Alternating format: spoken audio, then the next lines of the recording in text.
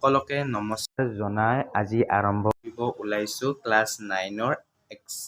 exam chapter 1ৰ example1 page number 5 তো তোমালোকে গুৰুত্বভাৱে চাই যাবা আৰু এক্সাম্পল বিলাক সদায় গুৰুত্ব এৰি নাযাবা তো এৰি যোৱাৰ কোনো কাৰণেই নাই হয়তো আমাৰ স্কুলত সববিলাক বস্তু শিকোৱা নহয় তো তোমালোকে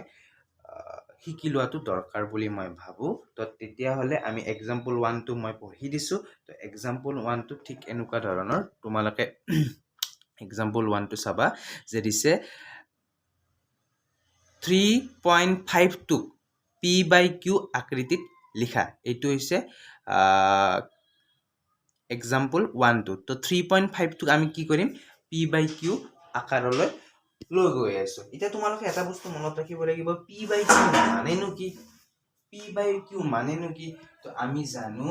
p/q মানে পৰিমেয় সংখ্যা তো আমাক পৰিমেয় সংখ্যাত কনভাৰ্ট কৰিব দিছে কা এই দশমিক সংখ্যাটো এটো দশমিক সংখ্যা decimal number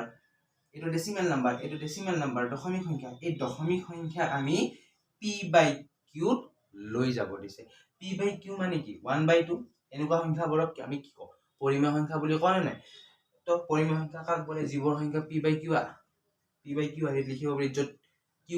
does not equal to 0 তো তাক আমি পৰিমেয় সংখ্যা বুলি কওঁ তো আমি এক পৰিমেয় সংখ্যাত নিবলৈ খুবেই সহজ তো বহুতে জানাও তো মই তথাপিও অকমান দেখাই দিছো 3.5 টোক আমি কি কৰিব লাগিব p/q বনাব লাগে তো 3.5 টোক যদি আমি p/q বনাব লাগে তেতিয়া হলে তুমি কি কৰিবা ইমপ্লাই টু নালাগে ইয়াত ইকুৱেল দিবা ইকুৱেল দি লিখিবা 3 ডেসিমেল আছে তো ডেসিমেলৰ এটো হৈছে ডেসিমেলৰ ফার্স্ট পজিশন এটো হৈছে সেকেন্ড পজিশন তো ইয়াক আমি p/q বনাব লাগে তো ইয়াক আমি p/q বনাব লাগিলে এটো হৈছে ডেসিমেলৰ পিছত ফাৰ্স্ট পজিশন এটো সেকেন্ড পজিশন তো ফাৰ্স্ট পজিশনত থকা সংখ্যাটো আমি সদায় এনেকৈ লিখিব পাৰো 5/10 তো আমি সদায় প্লাস সাইন ইউজ কৰিব লাগিব আৰু তাৰ সেকেন্ড পজিশনত আছে 2 তো 2 ক আমি লিখিব পাৰো 2/100 বুজি পাইছো তো আমি লিখিব লাগে এনেকৈ 3 লিখিব লাগিব as like same then plus sign আমি ইউজ কৰিব লাগিব যেতিয়া আমি p/q বনাও ক্লিয়াৰ তো p/q বনাব লাগিলে আমি প্লাস সাইন ইউজ কৰো ক্লিয়াৰ এটো হল দশমিক সংখ্যা বনাই আছো পৰিমেয় সংখ্যা তো তাৰ বাবে আমি লিখিলো ঠিক as like same তো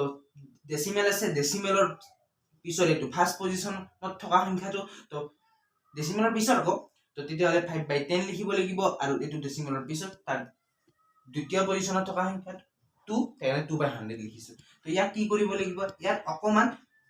কাম কৰিব লাগে যে চাবা যেনেকৈ আমি 3 + 5 + 2 কৰিছো তো आंसर কি হ'ব ইয়াত 3 5 8 9 10 the answer is 10 তো আমি ইয়াত ডাইৰেক্টলি কৰিব নোৱাৰো কাৰণ ভগ্নাংশবোৰক আমি যেনি তেনি আমি কি কৰিব নোৱাৰো প্লাস কৰিব নোৱাৰো যোগ কৰিব নোৱাৰো হা তো তাৰ কাৰণে আমি কি কৰিব লাগিব হৰ এটো এটা ভগ্নাংশ কিয় ভগ্নাংশ কাৰণ 3 তলত একে নাথাকিলে এটা 1 আছে বুজি পাইছো এটো ভগ্নাংশ বুলি গমে পাইছো এটো ভগ্নাংশ বুলি গম পাইছো তো হলে আমি এই ভগ্নাংশ বিলাকক যদি যোগ কৰিব লগা হয় তেতিয়া হলে এই হৰ এটো লগ তলৰটো হলে হৰ ওপৰটো হলে লগ এই হৰত থকা সংখ্যাবোৰৰ পৰা আমি এলচিয়াম লব লাগিব মিন্স লসাগ তো এলচিয়াম ললে এলচিয়াম এটা শর্টকাট আছে যদি যুগ্ম সংখ্যা থাকে ডাঙৰ যুগ্ম সংখ্যাটোও এলচিয়াম হৈ যায় তো হেতু এটা শৰ্টকাট আৰু যদি অকমান নাজানে তেতিয়া হলে অকমান যদি দীঘলকে কৰিব ইচ্ছা কৰে তেতিয়া হলে এলচিয়াম কাৰণ 1 ৰ এলচিয়াম লব একে কথা তো আমি কি লব লাগিব 10 আৰু 100 লব লাগিব তো আমি সদায়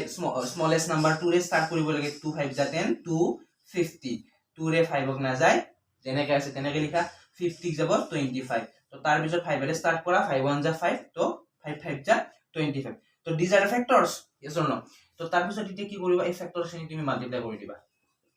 তো ফ্যাক্টৰ খিনিক যদি আমি তুমি মাল্টিপ্লাই কৰি দিয়া সৰি 5 লিখিব লাগিছিল 1 2 লিখা নিলিখা একে কথা মুছিদিল কথা নাই তো চাবা এইখিনি যদি আমি মাল্টিপ্লাই কৰো 2 2 * 4 আৰু 25 তো 4 * 25 that means 100 তো এটো হচ্ছে লং প্রসেস আৰু মই শর্ট প্রসেসটো কৈছিল যদি এক যুগ্ম সংখ্যা থাকে ইয়াতো এটো এটা ভগ্নাংশ ইয়াত আছে যুগ্ম সংখ্যা 10 ইভেন নাম্বার আছে এটো এটা ভগ্নাংশ তলত কি আছে যুগ্ম সংখ্যা আছে 100 তো ভগ্নাংশবোৰত যদি যুগ্ম সংখ্যা থাকে এটা নহয় কিন্তু দুটা আৰু সেই দুটাৰ আটাইতকৈ যিটো ডাঙৰ যুগ্ম সংখ্যা সেই যুগ্ম সংখ্যাটোকে আমি শৰ্টকাট এলসিএম বুলি ধৰি ল'ব পাৰো তাৰ মানে এনেকৈ কৰিলে 100 ওলাব আৰু যে মই শৰ্টকাটটো কৈছো যে দুটা যুগ্ম সংখ্যা থাকিলে সেই দুটা যুগ্ম সংখ্যাৰ আটাইতকৈ ডাঙৰ সংখ্যাটো হ'ল মানে এলসিএম হেনেকৈ ল'ব পাৰো 100 এনেকৈ কৰিব পাৰো মই কোৱা ধৰণে লিখিব পাৰা তো ইয়াত কি হৈছে যে বা আমি যেতিয়া এইখিনি লিখিলো এইটো হ'ল এলসিএম এলসিএম কিমান হ'ল 100 হ'ল তো 100 টো ইয়াত লিখিলো নহয় নহয় 100 টো ইয়াত লিখাৰ পিছত আমি প্ৰসেসটো কন্টিনিউ কৰিব লাগিব এলসিএম ললে শেষ নহয় তো তাৰ পিছত কি কৰিব লাগিব এটা থাকে হয় না এটো এটা ভগ্নাংশ এটো এটা ভগ্নাংশ এটো এটা ভগ্নাংশ যদিও ইয়াৰ তলত একো নাই তথাপি এটা 1 থাকা বুলি আমি ভাবি লৈছো মানে উজ্জ্বল হৈ থাকে এইটো ইনভিজিবল নহলে এই 1 এৰে তলত 3 তলত 1 আছে তো 1 টো হৰ এই হৰেৰে হৰে হৰক পূৰণ হৰেৰে হৰে হৰক পূৰণ হৰেৰে হৰে হৰক পূৰণ তে হৰেৰে যদি হৰক পূৰণ কৰিব লাগে কিমান বাৰ যায় আৰু যিমান বাৰ যায় সেই বাৰেৰে এই ওপৰৰ এটা পূৰণ তো লাইক তেনেকুৱা অৱস্থা সোৱা তোমালোকে যে 1 এৰে 100 কিমান বাৰ যাব 1 এৰে 100 টাইমছ ইছো ন তো 100 যা 100 তো এই যিমান বাৰ যাব 100 বাৰ গল নহয় তে 100 যে ঠিক মাল্টিপ্লাই কৰিব তো 100 3 যা 300 okay so then after doing this next is 5/10 তো 5/10 or হর কি আছে 10 আছে তো হরেদি হরক পূরণ কৰিব লাগিব তো হৰেদি যদি হৰক পূৰণ কৰো হলে কিমান হ'ব 10 দি 100 পূৰণ কৰিলে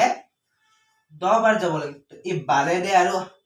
ওপৰটো পূৰণ তো 12 দে 10 5 গুণ 50 মানে 50 প্লাস